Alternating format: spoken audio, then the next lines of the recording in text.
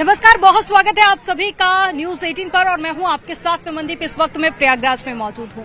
आज मुख्यमंत्री योगी आदित्यनाथ भी महाकुंभ में पहुंचे अपने कैबिनेट मंत्रियों के साथ में और यहां पर पहुंचकर सबसे पहले उन्होंने कैबिनेट की बैठक की, जिसमें कई महत्वपूर्ण प्रस्तावों पर मोहर लगी और उसके बाद में मुख्यमंत्री योगी आदित्यनाथ और तमाम मंत्री पहुंचे थे गंगा स्नान करने के लिए। संगम में पहुंचकर उन्होंने पवित्र स्नान किया और उसके बाद में पूजा अर्चना भी की और जो तस्वीरें सामने आई हैं वो बेहद भव्य और दिव्य नजर आ रही है। तो मुख्यमंत्री योगी आदित्यनाथ आज पहुंचे थे महाकुंभ, जहां पहुंचकर उन्होंने पवित्र स्नान किया और संगम में स्नान के लिए आने वाले श्रद्धालुओं को असुविधा न हो, इसका भी खास ख्याल रखा गया। तो बड़ी संख्या में आज भी श्रद्धालु यहां पर पहुंचे, लेकिन तमाम वीवीआईपी कैबिनेट के मंत्री और मुख्यमंत्री योगी आदित्यनाथ खुद यहां पर मौजूद थे, लेकिन आम श्रद्धालु को किसी भी तरह की कोई भी परेशानी ना हुई, इसका प्रशासन की तरफ से ध्यान रखा गया था।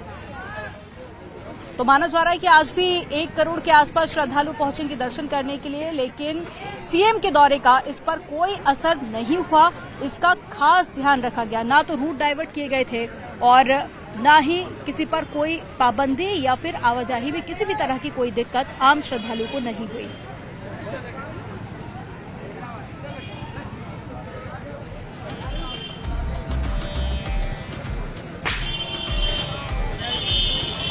मुख्यमंत्री योगी आदित्यनाथ ने अपने कैबिनेट के साथ में गंगा आरती की और साथ ही देश और प्रदेश की सुख समृद्धि की कामना भी की। तो विशेष मंत्रोच्चार के बीच में पूजा अर्चना हुई। इसके अलावा गंगा आरती में सीएम शामिल हुए और साथ ही विश्व की शांति, देश की समृद्धि के लिए सीएम योगी आदित्यनाथ ने कामना की।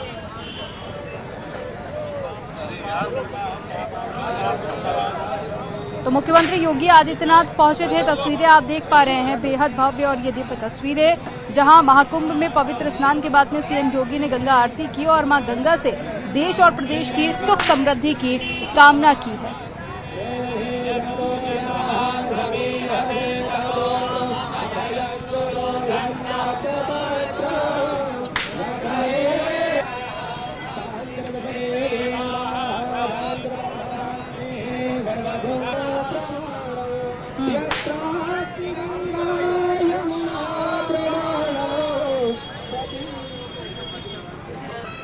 आज कैबिनेट की बैठक हुई, जिसमें कई महत्वपूर्ण प्रस्ताव पर मोहर लगी। 1 दर्जन से ज्यादा प्रस्ताव रखे गए थे, जिनमें से कई महत्वपूर्ण ऐसे थे जिन पर मोहर लग गई है और जिसका सीधा फायदा प्रयागराज की जनता को होगा, प्रदेश की जनता को होगा। और ऐसे में एजुकेशन सिस्टम हो या फिर हेल्थ डिपार्टमेंट हो, इसके अलावा कौशल विकास योजना, इन सभी से जुड़े हुए प्रस्ताव इसमें शामिल किए गए थे, जिसमें कैबिनेट में मोहर लग गई है और माना जा रहा है कि ये कैबिनेट मील का पत्थर साबित होगी। इससे पहले आपने देखा कि अयोध्या में कैबिनेट की बैठक हुई थी, बनारस में कैबिनेट की बैठक हुई थी। आज एक बार फिर से एक इतिहास बन गया है और आज महाकुंभ की धरती प्रयागराज में कैबिनेट की बैठक हुई। तमाम मंत्री यहां पर पहुंचे हुए थे, कई प्रस्ताव जिसमें पास किए गए। एससीआर की तरह प्रयागराज और चित्रकूट को मिलाकर नया डेवलपमेंट रीजन बनाने की मंजूरी दी गई है। वहीं वाराणसी विंध्य डेवलपमेंट रीजन के बारे में चर्चा की गई। इसके अलावा बागपत, हाथरस, कासगंज में पीपीपी मोड पर मेडिकल कॉलेज, प्रयागराज, वाराणसी, आगरा के लिए भी बॉन्ड साइन किए गए हैं। विंध्य एक्सप्रेसवे का प्रस्ताव मंजूर कर दिया गया। इसके अलावा नई एरोस्पेस डिफेंस पॉलिसी को भी मंजूरी दे दी गई है। इसके साथ ही मुख्यमंत्री योगी आदित्यनाथ ने कहा कि प्रयागराज महाकुंभ वैश्विक मंच पर छा रहा है। अब तक 9.5 करोड़ श्रद्धालु अब स्नान कर चुके हैं और माना जा रहा है कि यह आंकड़ा लगातार बढ़ता जा रहा है और इस बार अनुमान है कि 40 करोड़ से ज्यादा श्रद्धालु गंगा में स्नान करेंगे। सरदेव अटल बिहारी वाजपेयी जी की कर्म भूमि रही है। उन्हीं के नाम पर जो केजीएमयू का सैटेलाइट सेंटर था, उसे मेडिकल कॉलेज के रूप में स्थापित करने और मेडिकल कॉलेज में नेक्स्ट सेशन में उसको संचालित करने का निर्णय लिया गया है। इसके अलावा पीपीपी मोड पर 3 नए जनपदों में मेडिकल कॉलेज के निर्माण की कार्रवाई, जिनमें बागपत, हाथरस और कासगंज, इन 3 जनपदों में नए मेडिकल कॉलेज निर्माण की सहमति पर भी आज यहां पर सरकार ने अपना वो किया है। टाटा टेक्नोलॉजीज के साथ में मिलकर के प्रदेश के अंदर 62 आईटीआई को 5 centre of innovation, invention and incubation and training centre की स्थापना के बारे में भी एक नए प्रस्ताव को, जो एक प्रकार का हब एंड स्पोक मॉडल होगा और मॉडर्न एज कोर्सेज के साथ उत्तर प्रदेश के युवाओं को जोड़ने के लिए कार्यक्रम के साथ सहमति भी आज मंत्री परिषद ने यहां पर इस प्रस्ताव को भी दिया है।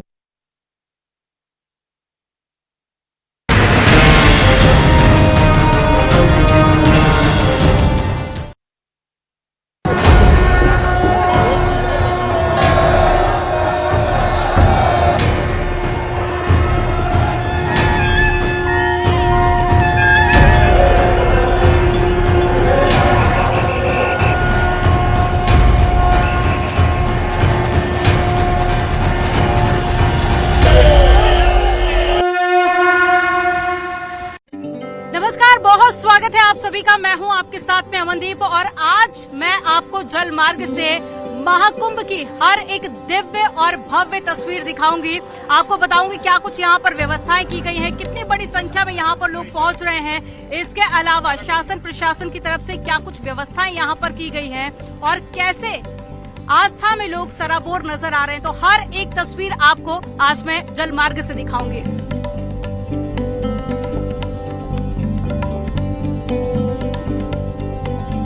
तो आपको पहले थोड़ा सा पीछे लेकर चलते हैं। मेरे पीछे जो आप देख रहे हैं ये किला बना हुआ है। ये किला कहते हैं अकबर ने बनवाया था और उसके बाद में ये जो पेड़ आप सामने देख रहे हैं इसे अक्षय वट कहते हैं, अक्षय वट। और कहते हैं कि जब प्रलय आई और सब कुछ नष्ट हो गया, लेकिन ये अक्षय वट जब से लेकर आज तक यूं ही है। अब सरकार ने इसे खोल दिया है, आम जनता भी यहाँ पर जा सकती है और जब लोग आस्था की डुबकी लगाते हैं तो यहाँ पर पहुँचते हैं, अक्षय वट के दर्शन भी करते हैं। मेरे साथ में सर्वेश जी भी मौजूद हैं। सर्वेश जी, थोड़ा सा हम हिस्ट्री अपने दर्शकों को बता रहे हैं कि अकबर ने इस किले को बनवाया और कैसे उस वक्त कुंभ को रोकने का प्रयास किया गया। देखिए, मैं आपको बताऊं कि अक्षय वट था, यहाँ पर लोग दर्शन करते थे, लेकिन ये किला बनने के बाद कई बार ऐसे मौके आए जब बार बार इस अक्षय वट को काटा गया, लेकिन अपने आप चूंकि इसका कभी नष्ट नहीं होता ये, तो बार बार ये निकल आता था पेड़। और ये बहुत सालों तक, चूंकि देश की आजादी के बाद ये सेना के कब्जे में किला रहा, तो ये बंद था। लेकिन 2019 के कुंभ के पहले, चूंकि केंद्र में मोदी सरकार थी, प्रदेश में योगी सरकार थी, तो केंद्र की मोदी सरकार और प्रदेश की योगी सरकार की पहल पर यह आम जनता के लिए खोला गया। और इस बार 2025 के महाकुंभ में यहाँ पर भव्य कॉरिडोर का निर्माण किया गया है, जिसके बाद बड़ी संख्या में श्रद्धालु यहाँ पर पहुंच रहे हैं और अक्षय वट भगवान के दर्शन पूजन कर रहे हैं।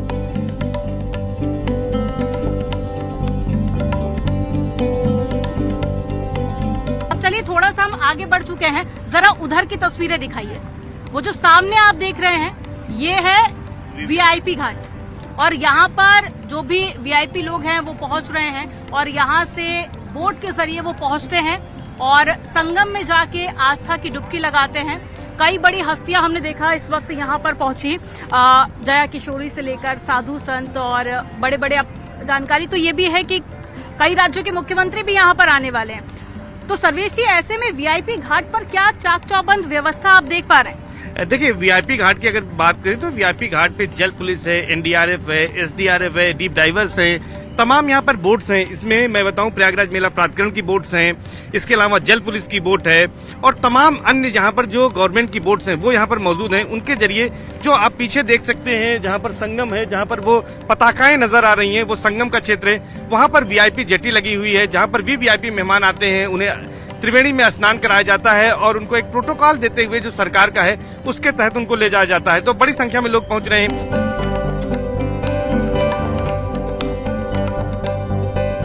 लोग काफी ज्यादा खुश हैं। मेरी भी कई लोगों से बात हुई। लोगों का कहना है कि जो तैयारियां की गई हैं वो अपने आप में बेहद खास है।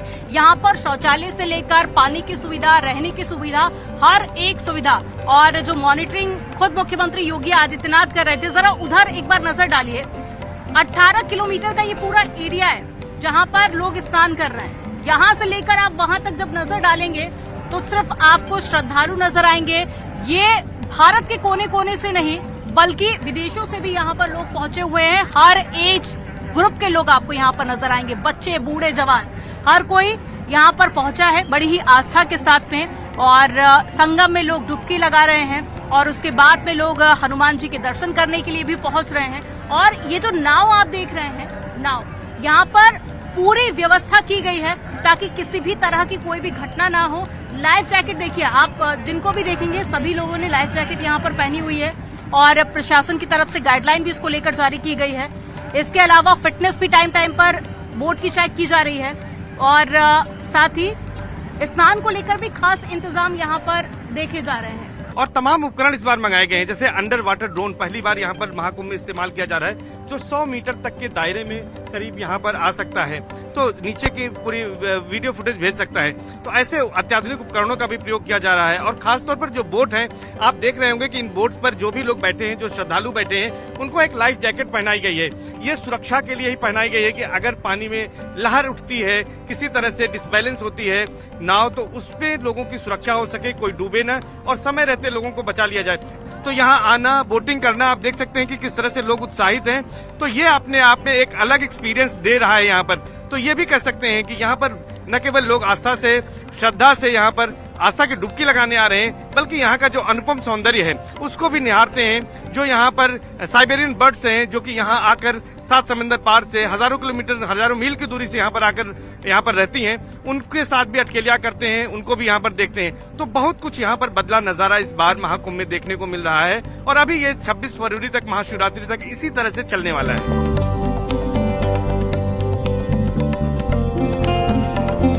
यहीं पर कहते हैं कि गंगा और यमुना का मिलन हुआ था। हालांकि सरस्वती, जब आपके मन में सवाल ये भी होगा कि सरस्वती नदी नजर नहीं आ रही, तो इसको लेकर लोगों का अलग अलग मत है। कुछ लोग कहते हैं कि भगवान गणेश ने उन्हें श्राप दिया था। कुछ लोगों का ये भी कहना है कि जब यहाँ पर भूकंप आया तो जो सरस्वती नदी का पानी था वो गंगा नदी और यमुना नदी में मिल गया था, इसलिए वो स्पष्ट नजर नहीं आ रही है। लेकिन आप यहाँ से नजर आप डालिए, आपको गंगा और यमुना ये बेहद स्पष्ट नजर आएगा, दोनों ही नदियों का पानी। और दूर दूर से लोग आते हैं इसी संगम में आस्था की डुबकी लगाने के लिए। और इस यही वजह है कि लोग यहाँ पर खिंचे चले आ रहे हैं। हर प्रदेश से यहाँ पर लोग आ रहे हैं। जब हम उनसे बात करते हैं तो न केवल वो बताते हैं कि क्या श्रद्धा है माँ गंगा के प्रति, माँ यमुना के प्रति। एक भागीरथ प्रयास जो भागीरथ ने किया था, शायद वो सभी यहाँ पर आते हैं, खुद के मोक्ष की कामना करते हैं, अपने पितरों की मोक्ष की कामना करते हैं और उसी कामना को लेकर हर कोई यहाँ पर खिंचा चला आ रहा है। मंदिर बिल्कुल, और यही एक वजह है कि जो आंकड़ा है वो लगातार बढ़ता जा रहा है। अब जरा इधर से भी आप नजर डालिए, यहाँ पर भी घाट बनाए गए हैं, इधर से वहां से भी लोग आ रहे हैं और बोट में बैठते हैं और उसके बाद में वो लोग पहुंचते हैं संगम में। सर्वेश जी, ये भी विदेशों से यहाँ पर आते हैं, इनकी भी अपनी एक दिलचस्प कहानी है और उसके बाद में जब सीजन पूरा हो जाता है उसके बाद में वापस से लौटते हैं। और ये जो सेंटर में मैं देख पा रही हूँ, जरा उधर कैमरा घुमा दीजिए, वो जो सेंटर में व्यवस्थाएं की गई हैं, जरा सर्वेश जी उस बारे में आप बताइए कि यहाँ पर भी स्नान के लिए व्यवस्थाएं हैं। देखिए, वो सेंटर में जो आपको पीले रंग के हटनुमा दिखाई दे रहे हैं, जिनकी संख्या काफी ज्यादा है, वो वहाँ पर एक परमानेंट जेटी बना दी गई है, जिस पर वीवीआईपी जब आते हैं तो वहाँ संगम में बोट के जरिए जाकर वो स्नान करते हैं। वो जगह है जहाँ पर झंडे लगाए गए हैं, उसको दर्शाया गया है कि वो वही स्थान जो है संगम है। तो ये कह सकते हैं कि यहाँ पर जो तैयारियां हैं महाकुंभ के लिहाज से दिव्य और भव्य रूप से की गई हैं। तो यहाँ पर हर तरह की तैयारी की गई है हर व्यक्ति के लिए। यहाँ पर कहा जाता है कि माँ गंगा का ऐसा आशीर्वाद है कि यहाँ पर कोई भी व्यक्ति आता है तो न तो वो भूखा सोता है, न भूखा रोता है, न भूखा जाने पाता है। तो यहाँ माँ गंगा का सबको प्रसाद मिलता है, सबको आशीर्वाद मिलता है। बस वो सच्चे मन से यहाँ पर आना चाहिए। सच्ची आस्था, सच्ची भक्ति भाव से अगर वो आता है तो उसकी सभी मनोकामनाएं माँ गंगा, माँ यमुना और माँ अदृश्य जो माँ सरस्वती हैं वो पूर्ण करती हैं। तो वही नजारा यहाँ पर इस महाकुंभ में दिख रहा है। लेकिन सबसे बड़ी बात है कि योगी सरकार ये चाहती है कि आम श्रद्धालु, आम संत इससे प्रभावित न हो, इसलिए उन्हें प्रोटोकॉल से दूर रखा गया है। जो प्रमुख स्नान पर्व है उनसे दूर रखा गया है। अब जो सबसे बड़ा स्नान पर्व है 29 जनवरी को, मौनी अमावस्या को, उसमें माना जा रहा है कि 8 से 10 करोड़ लोग आएंगे। उसके बाद बसंत पंचमी 3 फरवरी को है, उसमें भी 5 से 6 करोड़ लोगों के आने का अनुमान है। इसके अलावा एक और जो दिलचस्प बात है वो मैं आपको बता दूं कि यहाँ पर लेटे हनुमान जी का मंदिर भी है। जब लोग यहाँ से स्नान करते हैं तो फिर उसके बाद में हनुमान जी के दर्शन करने के लिए भी पहुंचते हैं।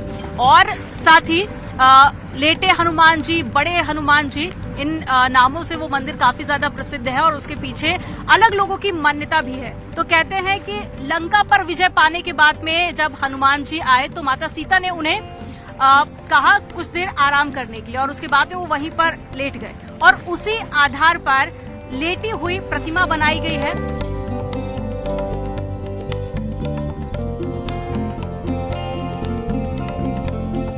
देखिए हनुमान, बड़े हनुमान जी कहते हैं, लेटे हनुमान जी यहाँ पर विश्राम की मुद्रा में उनकी यहाँ पर प्रतिमा है और इन्हें शहर कोतवाल कहा जाता है।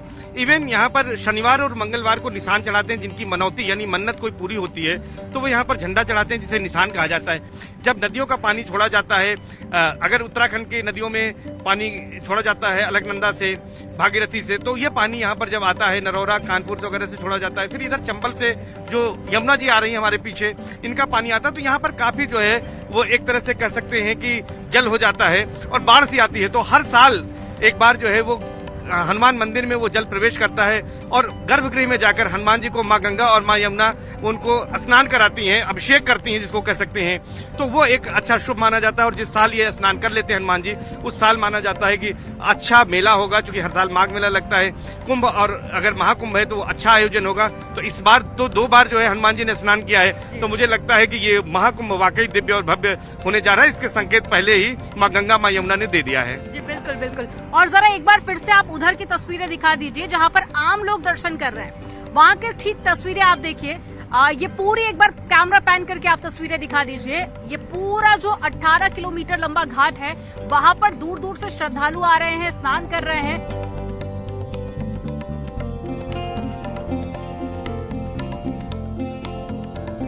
तो बिल्कुल देखिए, माना जा रहा है कि इस बार वो सारे पिछले रिकॉर्ड टूटने वाले हैं और एक बड़ा रिकॉर्ड बनने वाला है। और इस बार तो कनेक्टिविटी भी बहुत ज्यादा आसान कर दी गई है। महाकुंभ की तस्वीरें तो आपने देखी कि क्या व्यवस्थाएं यहाँ पर की गई हैं। इसके अलावा आप देश के किसी भी कोने से प्रयागराज आना चाहते हैं तो उसके लिए भी खास इंतजाम किए हैं। अगर आपने अभी तक महाकुंभ के दर्शन किए हैं तो बहुत अच्छी बात है, अगर नहीं किए हैं तो एक बार जरूर आए प्रयागराज और महाकुंभ के दर्शन आप जरूर करें।